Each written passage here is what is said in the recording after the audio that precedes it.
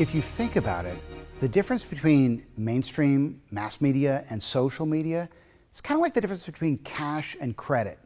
If I purchase something in cash, there's no real record of that transaction. Well, there's no digital record of it. All I get is a paper receipt. But if I buy something with a credit card, it automatically generates this receipt, which is digital, stored, and I can retrieve it indefinitely.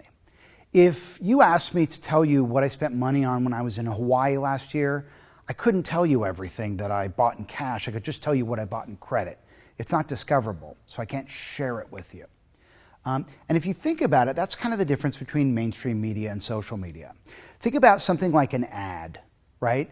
If I buy advertising time with an organization, right, and I put my creative ad in their spot, it's only going to generate dividends for me when I have money to pay for the space.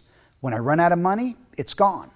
But if I take that same ad and put it on YouTube or somewhere that's on demand, people can find it through a search engine when they Google, and if they like it, they could share it with their friends through social media. Same thing with brochures, right? Paper brochures. Used to be, if you were a company and you had a product, you created a brochure and that's how you marketed your product. But not anymore, right? Because now that brochure is only going to pay dividends if it's in someone's hands when they need it, right?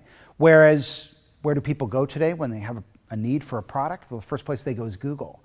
So if I took that same brochure, that same print content, transitioned it to the web and search engine optimized it, right, then people could find it when they needed it, rather than when I had a brochure to give them. And think about something like person-to-person communications, be it phone support or email or even live events, right? Whenever I am spending money to educate people one-on-one, it only delivers value if that one person that I'm investing time and resources in converts, but there's no record of it. Whereas if I have those same interactions on a social network, it generates a discoverable thread, a text thread, that can get found by others and shared by others, right? Social media is different than mainstream media because it's discoverable through search and shareable through social. So now, instead of investing all this time and energy in, say, a direct sales force to make a market for my products and services, if I have those same people helping people online, they're basically putting all this organizational intelligence in social media.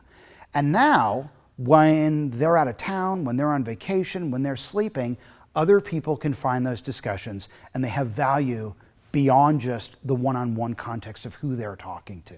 That's major, right? It's not about just investing your time and energy in one prospect. It's about doing it online and socializing it so that it's discoverable through search and shareable through social.